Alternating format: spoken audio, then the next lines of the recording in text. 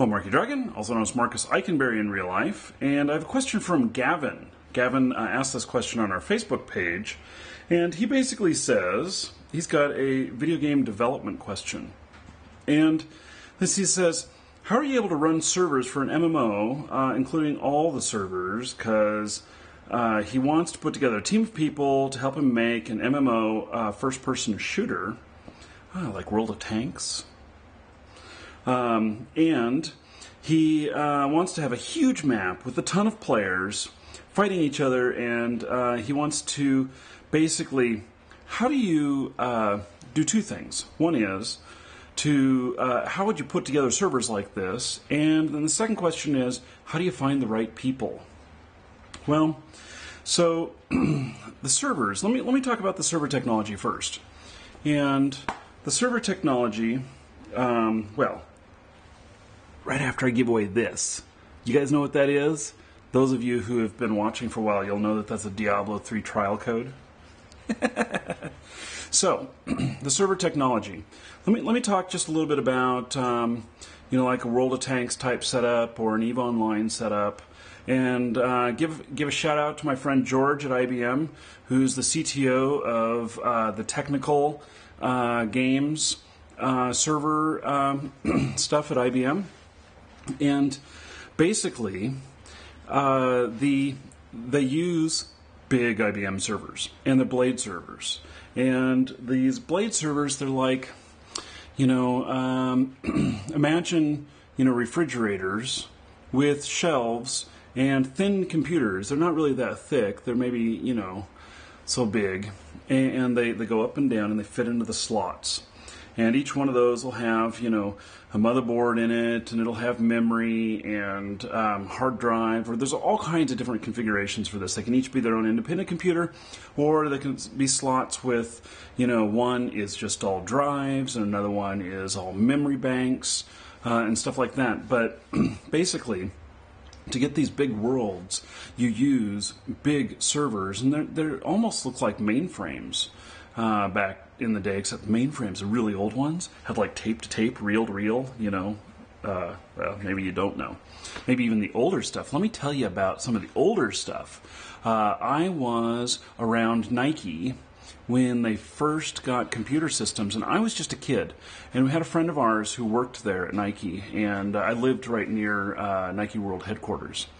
And she would bring back these punch cards. And we would use them for like making notes, or we would play with them, make paper airplanes with them and stuff.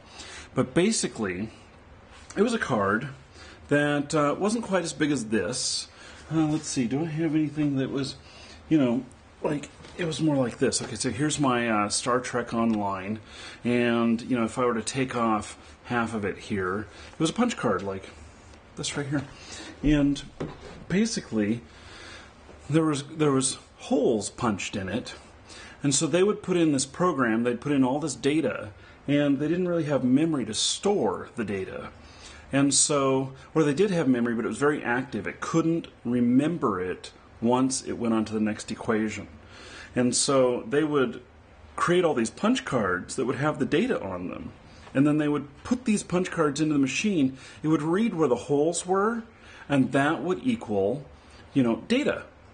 And anyway, those machines were enormous. And so basically, those machines back then, I can tell you that this tablet right here is more powerful than their entire setup. So, in fact, my watch is analog, so I can't use my watch as being more powerful. But many people's watches are more powerful than those early computers. So... Anyway, so they were just really big. That's all I'm getting at. They were just really big. And so these big servers that, like IBM does, and that are these big, they're like server farms and everything. And this is where all the cloud stuff is now, too, that you hear about. And basically, so they can put in as many servers as they need in the slots to, all work together as one giant machine. And then even if that one giant machine, which is, a rack is the size of a big refrigerator, even if that is all the way full, they can put in another one next to it, and then they can connect them together, and they can all work unified as one machine. It's really, really special stuff. It's really, really high-end stuff, but it is how, EVE Online has, for many years, EVE has spent an enormous amount of money on their infrastructure and their technology. And it's really, really cool stuff. And then World of Tanks kind of took it to another level. They broke records that were just, they're in the Guinness Book of World Records. You can look up World of Tanks in the Guinness Book of World Records for the most simultaneous users in one video game. And on one server or one realm. And, it was, gosh, I don't even remember how much it was, but I did an interview with Victor Kisley, and he talked about that.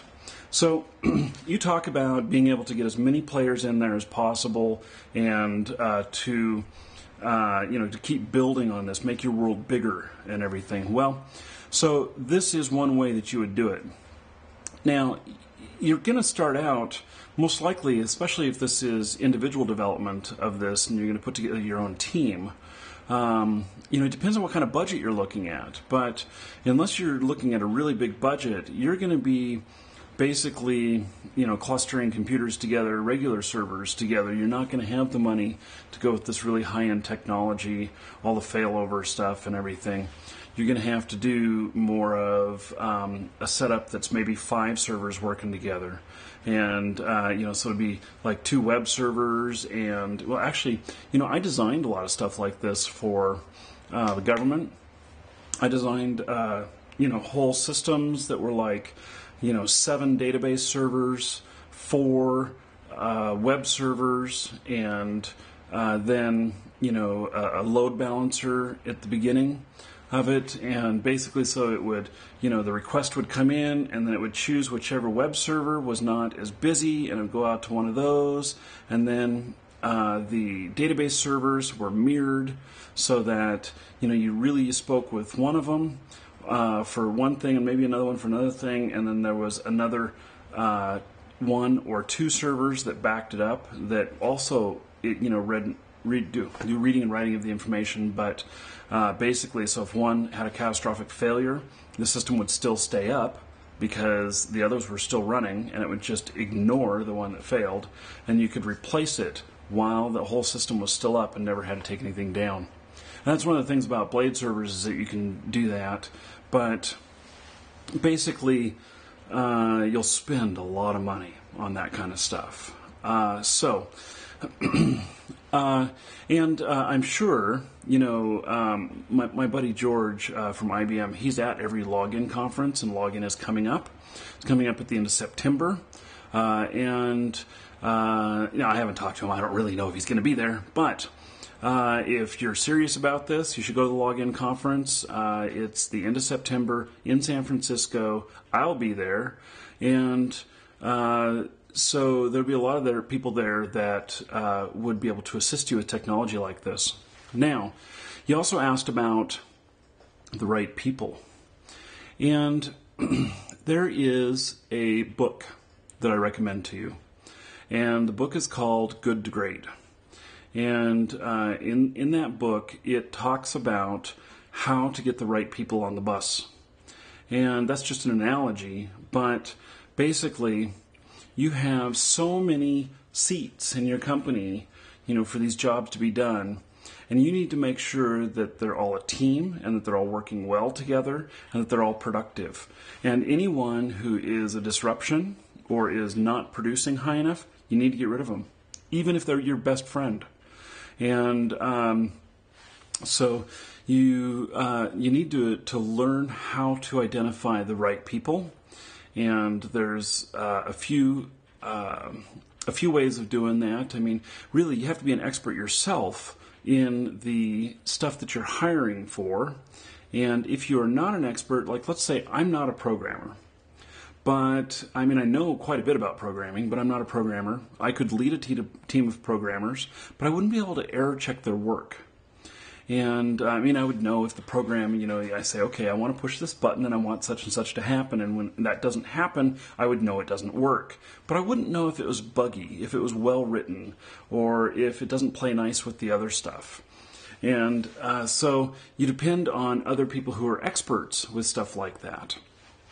And so basically, you got to take somebody with you for those interviews that is a good programmer that may not be available, but, schedule your interviews for a Saturday and, pay your buddy to help you out or, barbecue and beer afterwards. So, you bring in somebody who is of the quality that you would want to hire, and you have them help in the hiring process. And that's probably the number one best thing you can do. And then you always hire people that are more talented than you in whatever area you need. So even if you are a great programmer, you want to hire superstars that are better programmers than you, that push things beyond what you ever expected, and that are basically better than you. So because you have to be the best manager possible, and your skills as a programmer or as a developer or story writer, graphics artist or whatever, those get kind of sidelined whenever you're running the show. You may still do part of that, but if you have a team that gets over 7 people, you will not be able to handle more than 7 people. And that's just how it works. And so it's kind of I don't know what the law is called, but it's one of those laws. And it's just laws of nature that if you can handle 10 individuals that all have different things that they're working on, then you're a rock star. Most people can handle 5 to 7, and they're considered to be a good manager. So when you get beyond that point, you have to start adding in middle layers of management. And so then you would hire a manager to look over all of the programmers, or you would hire a manager to look over all of the graphic artists, or whatever grouping like that, because you just can't interface with that many people and still do a good job. And especially if you're not going to work yourself to death. Now, I suppose you could take on a couple more if you were willing to, really work your ass off and work 12 hours, 14 hours a day. You can get more production out of yourself, but that's no fun. Don't kill yourself over this stuff. So, anyway, I hope that that answers some of your questions. And so, if any of you do make it to the login conference and would like introductions to any of the people there that are at the conference, hit me up. Let me know you're going to be there. We'll meet up there, and I will introduce you to all kinds of people to help you make your game. I'm Marky Dragon. Take care.